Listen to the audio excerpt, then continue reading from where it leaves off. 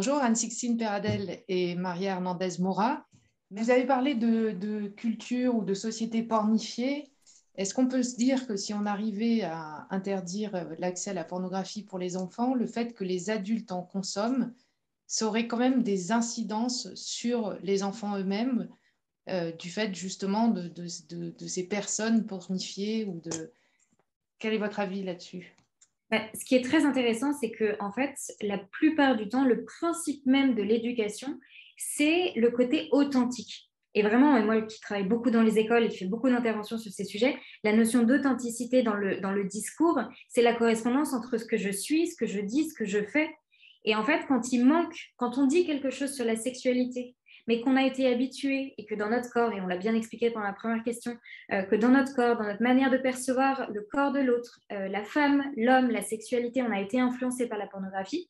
D'une certaine manière, c'est comme si on mettait en porte-à-faux notre discours et ce qu'on vit réellement dans notre au quotidien, dans notre manière de gérer notre sexualité. Vous voyez, l'influence influence aussi notre discours, que ce soit visible ou pas en fait. Et c'est ça qui est intéressant, c'est que l'enfant est une forme, enfin moi je pense souvent à cette image d'éponge, c'est-à-dire qu'il va s'imbiber sans forcément tout comprendre, mais il va percevoir à travers l'attitude qu'on va avoir vis-à-vis de lui, ben voilà, ce qu'on pense de la sexualité, est-ce que le discours est vrai, est-ce que quand on te dit, ben voilà, la sexualité c'est le respect et que en fait la personne n'influence pas forcément complètement cet effet-là dans sa manière d'être, eh bien ça va être quelque chose que l'enfant va percevoir mais va pas forcément mettre en mots. Et c'est ça l'intérêt en fait du discours authentique, c'est cette capacité à produire à travers ma manière d'être une influence sur mon enfant pour qu'il puisse au-delà du discours que je vais pouvoir avoir, percevoir dans sa manière d'être ce que je suis aussi et ce que lui doit être d'une certaine manière, de manière équilibrée, de manière ajustée.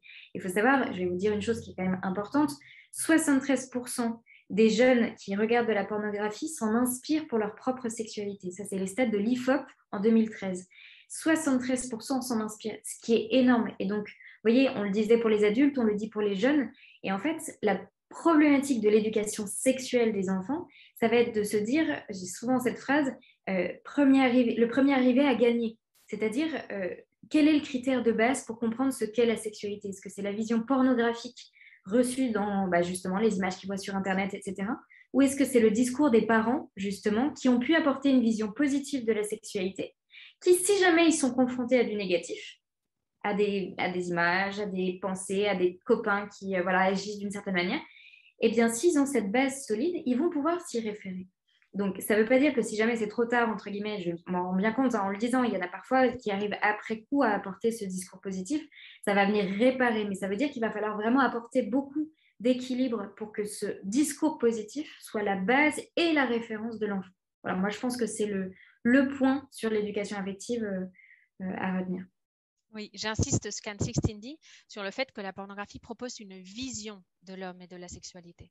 Donc, si l'adulte parent consomme et normalise la consommation de pornographie en se disant « je suis adulte, donc il n'y a pas d'impact sur moi de la pornographie parce que je sais que c'est faux et qu'en fait c'est du virtuel et que j'ai cette distance-là », je pense qu'il est rentré dans le piège de la pornographie. C'est-à-dire que, sans le savoir, la pornographie modèle de manière très insidieuse, comme je vous expliquais avant, et le cerveau et la manière dont on se situe dans la relation à l'autre.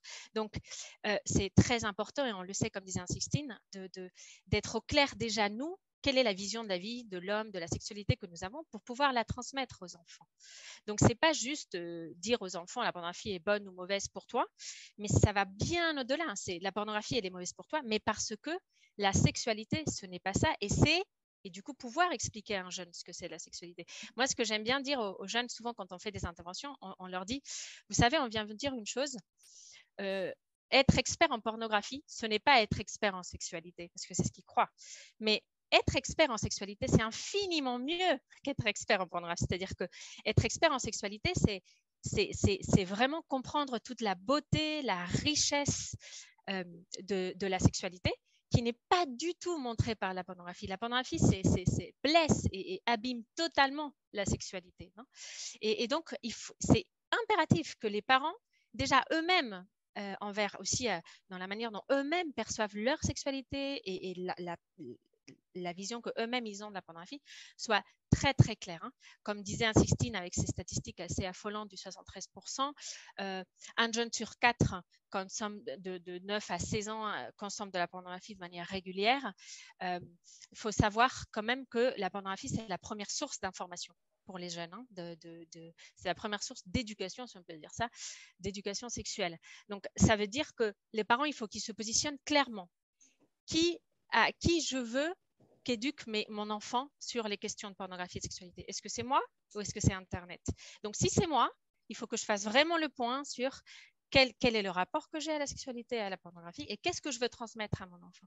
Et sur ce point, j'aimerais vraiment parler, je suppose que du coup, vous avez déjà longuement parlé aux parents de la question de la confiance avec les ados, mais c'est vrai que ce lien autour de ce discours et cette conversation avec les jeunes autour du corps commence des tout petits dans le bain. Hein, dès qu'ils sont vraiment presque bébés, sur ce respect infini du corps, la valeur de l'autre, le respect, et puis petit à petit introduire qu'est-ce que c'est la sexualité, puis la puberté, etc., pour que le jour où ce soit nécessaire de parler de pornographie, il y ait déjà ce lien de confiance entamé avec l'ado et le parent puisse clairement aborder ce sujet sans tabou avec l'adolescent.